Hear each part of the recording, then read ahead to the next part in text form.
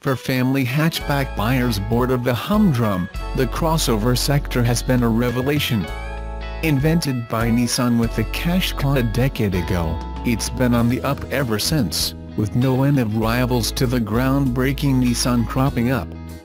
One of them, the Ateca, even managed to usurp the second-generation Qashqai as the king of the crossovers. So for 2017, Nissan's fighting back, with an extensive midlife facelift which aims to reassert its status at the top of the bulging crossover pile. As most people still choose diesel in this sector, we've pitted the most economical versions of each against one another. Despite similar power outputs, the 1.6-liter TDI in the seat proves a second faster from 0-60 mph than the 1.5-liter DCI Nissan, and this extra performance makes it feel more relaxing in everyday use. It pulls better if you let the revs drop too, so you don't have to change gear as much. This is ironic, because the Ateca's gear change is nice and crisp. The Qashqai, which needs much more gear changing, has a ponderous action. The Nissan is quieter under acceleration, although this advantage is lost when it comes to high-speed cruising, thanks to the Ateca's better wind isolation. The Nissan has a smoother ride, which passengers will prefer, as it means bumps become far less noticeable. The Ateca corners better though, with less body roll and faster steering. The Qashqai sways more in corners, which those passengers might find a bit disconcerting.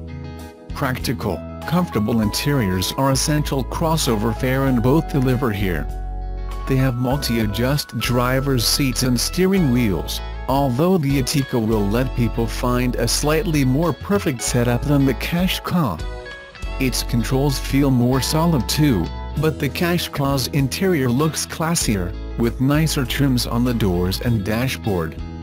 Another crossover must-have is a commanding driving position, and, again, the Ateca edges the Qashqai here. Its higher roof means you can position the seats higher up. This doesn't help when reversing though, due to the thick rear pillars. You get sensors as standard, but the Qashqai aces it with a combination of better visibility and a superb 360-degree reversing camera. Pity it's part of a disappointing-looking 7.0-inch infotainment screen, which seems below par these days. It doesn't even have Apple CarPlay or Android Auto, which are fitted as standard to the Ateca SE Technology's bright, crisp 8.0-inch screen. The difference is like night and day. Rear space is similar in both.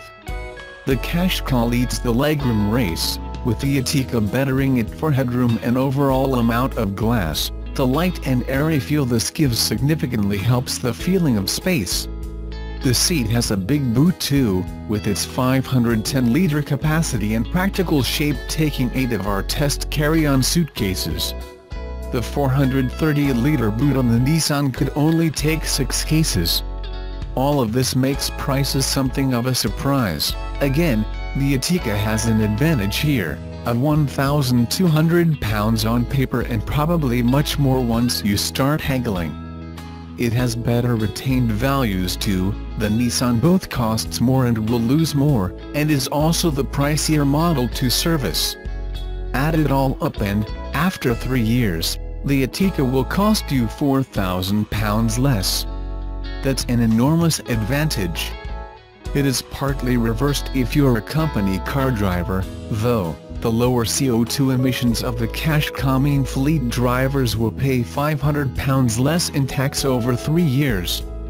Their businesses will spend less on fuel as well. What should not be in doubt is our top pick here. The Ateca continues to be the best crossover you can buy. The Nissan Qashqai may have invented the sector, and the firm may have invested big in this midlife facelift, but it's not enough. The strengths of the seat continue to give it the edge, making it unquestionably still the best small SUV on the market. Has history ever taken your breath away? This one caught us by surprise because the Subaru Brz was one of the first articles ever posted here on Autofluence. The model year 2013 was an introduction of two cars that shook up the automotive world. Toyota and Subaru worked together to develop the Scion FRS and the Subaru Brz. Scion may not be around anymore, but Subaru is still building these compact sports cars. In the meantime, we spent a week with an automatic Scion FRS back in 2013. The only real differences between the brands are in styling and tire width, so think Camaro versus Firebird. Several updates over the last few years have allowed the 2017 Subaru Brz to offer a great blend of sport and style, but how does it feel in a daily driver scenario? Our press car for the week arrived with a 6-speed manual and a 2.0-liter flat 4. We're no stranger to the engine, as it was the power for our wide-open Baja excursion 2 weeks ago. Instead of peak power or a broad torque curve, these tiny tykes offer a smooth response from idle to 7,400 RPMs. At your command will be 200 horsepower and 151 pounds-ft of torque. In order to compete on the modern stage, the transmission has very close ratios and the differential has 4.10 gears. First gear is almost 3.71, which makes it feel like a granny low. If you don't like shifting, this isn't the car for you. The left pedal is not overly heavy, but the clutch engagement point is anything but consistent. Not only is the flywheel very light, the engine itself has featherweight pistons and rods. You won't win any drag races in stock form, sorry. But if you challenge them to a road course, the Brz comes alive. You are probably expecting meaty rubber in staggered sizes. You might be shocked to find 4 215/45/17 tires. They may be only 8 wide, but they work perfectly with the SAC suspension. Even Miata owners have to recognize the potency of the torsion differential. With such a low center of gravity, the Brz never complains in the corners. Does it need more power? Of course, but daily driving is rewarding for any motoring enthusiast. Fully loaded, the Brz will set you back just over $30,000. It doesn't break the bank, and the residual value to sports car enthusiasts makes a purchase or lease a smart move. Stay with us for all your Subaru and Toyota news and reviews. For those not so enamored of the high-riding medium SUV or double cab ute, all is not lost. There are still desirable wagons on offer, and the sportier offerings make for convincing all-round transport. When they're not busy ferrying youngsters, the rear seats can be remotely unclipped, and the hold space put to good use lugging long loads like kits at raised gardens, not saying we did, or a load of scrap firewood from furniture factory offkits, same story. Such offerings cost about as much as a well-equipped medium SUV and are generally less expensive than the range-topping double cab utes. We've just had the pleasure of driving a pair of these, both in the $55K area and both with turbocharged 2.0L engines. What's distinctly different is that one's front-wheel driven and the other a 4-paw affair. But given they're both touted as sport tours, one even wearing an RS badge, the comparison seemed valid. The contenders.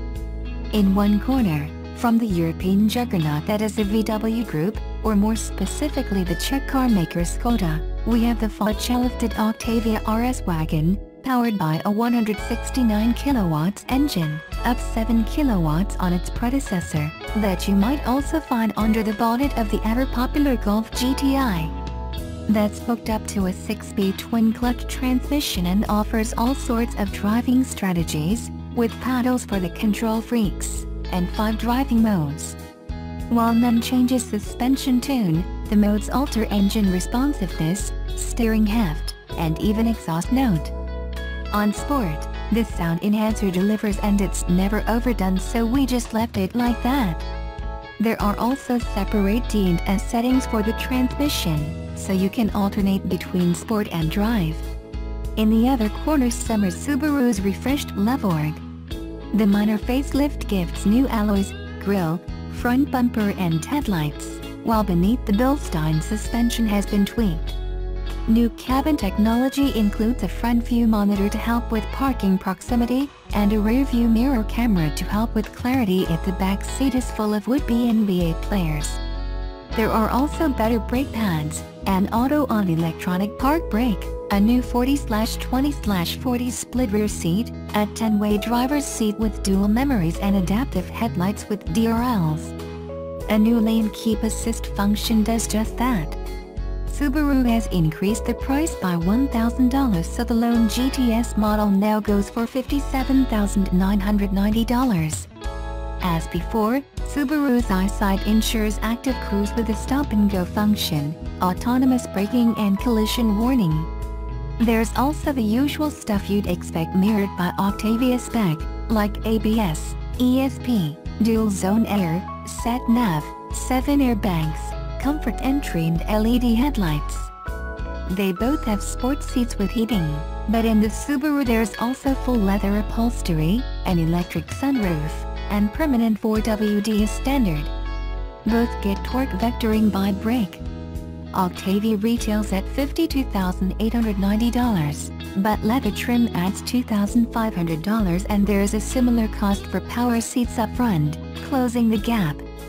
That said, the Octavia has an electric tailgate, behind which lurks a cavernous 610L of luggage space to the levered shallower 522L, expanding to 1740L and 1446L, respectively. Octavia also wins on rear passenger space, and has a wireless phone charger in front of the gear lever, a removable LED light in the back and an umbrella under the passenger seat.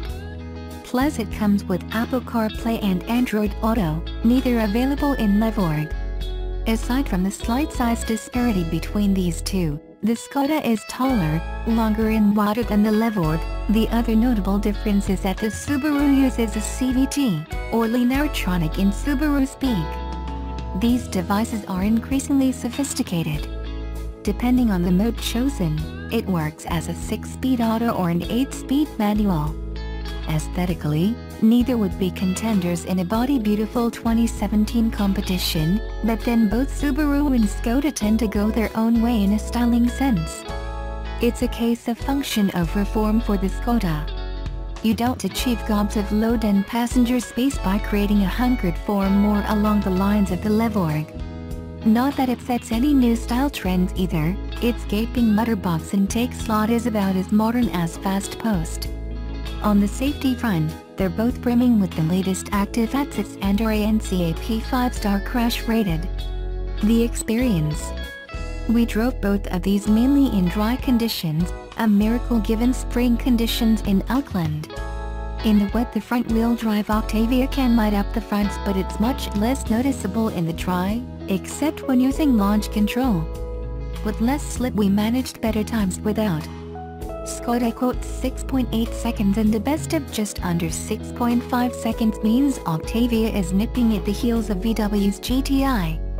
The reason is that it weighs just 50 kilograms more than the Volkswagen hot hatch, and considering its dimensions, 14-11 kilograms what is meritorious, particularly when the Levorg clocked in at 16-18 kilograms.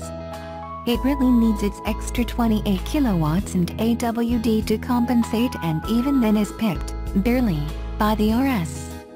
All credit to the CVT then, but the overtaking time tells a full performance story, and here the Octavia ruled, an overtake done and dusted in just 3.8 seconds to the Levorg's 4.3 seconds. With torque peaks of 350 Nm for both, that weight advantage pays big dividends. As it is for the stopping figures, which also went the way of the Skoda by 3M, but then we've always found the Potenza's numerically good on the braking front. Uprated brakes on the RS contribute. At the pump, there's also a benefit, though you cannot really rely on computers to tell the whole truth. Nonetheless, the Subarus wouldn't budge below 12 in out-of-town running, while the Octavias didn't get much above 11. Most of the time the figures were mid-12s and mid-10s, respectively. On road, other factors come into play and the two are much closer than the numbers suggest. In point-to-point running, they're neck and neck. Each of these features a gearbox that's a bit different from the normal 6-speed auto. The CVT doesn't really have any gears as such, being continuously variable, but most of the time it acts like it does, for there are 6 steps when treated as an auto. Massage the throttle gingerly and no gear shifts are perceptible. Both of these cars feel a bit flat when driven in their normal operating modes during rural adventuring where more revs and performance are required for extra speed. Octavia gains a palpable lift in responsiveness when sport mode is selected for the engine, but the normal transmission mode remains economy driven, heading for higher gears too early, while the sport setting holds revs a bit high, to around 4,500 RPMs. Paddles therefore come in handy. Compared with the intuitive operation of the Octavia modes, the SI and Sport sharp buttons on the levered steering wheel initially seem weird, but they actually work better once mastered. Switching between normal, amped and a middling torque curve pretty much sorts every open road eventuality, and the buttons are readily accessible. The fact we use the paddles much less suggests the CVT works well. That it even compares with the instantaneous shift nature of the DSG box is quite something. Let's simply say there are good workarounds to make both effective, but the Subaru solution is simpler. Dirty dancing. We drove the Octavia first and were impressed with how it handled our reference drive loop. Suspension isn't adaptive, though for $2,500 you can make it so. We probably wouldn't bother, as spring and damper rates are well chosen for the type of work it will be doing. It handled our roughed up back roads with aplomb, steering accurately if not quite meaningfully through its variable rack, though in the sport setting there's a bit much heft. That's easily sorted by selecting normal weighting in the individual mode. Pushed along, it surrenders eventually to understeer, but grip limits and composure are good, aided by tweaked rear suspension and a track wider by 30 mm. Brakes are good too. It impressed us, but then we drove the Subaru over the same roads, and it impressed even more. The front end is kept under slightly better control, pushing wide later in the piece. The suspension tune is typically Subaru, long travel, and supple. Both can crash into squared-off ruts on occasion. There's a bit more roll compared with Octavia, but the plusher ride compensates, at both urban and extra-urban pace. The steering is better too. Weighting is excellent and there's not too much patter, with good off-center progression. The wheel is leather-bound and initially felt slippery, but not for long. Don't really want to know why. Driving position favors the Skoda. You're sitting too high in the Levorg. Regular height people may not find this an issue. Seats in both are sports encompassing, those in the Subaru firmer, but the softer suspension compensates. Both have lumbar adjustment. The center console has a sharp edge that rubs your left knee in Octavia. In Levorg you can brace yourself for corners with both knees, as it should be. Bottom line. Most buying in this area won't need 4WD, and will feel Octavia fits their brief perfectly, with gobs of power, great performance and economy on account of surprisingly low weight, and sensible fit-out, both for safety and convenience. It's a space station too. For Subaru fans, outdoors adventurers and those into their dynamics, the Levorg takes the win. It matches the Skoda on the safety front but is edged for straight-line go and people and gear swallowing ability. It depends then largely on your priorities. We doubt either will disappoint.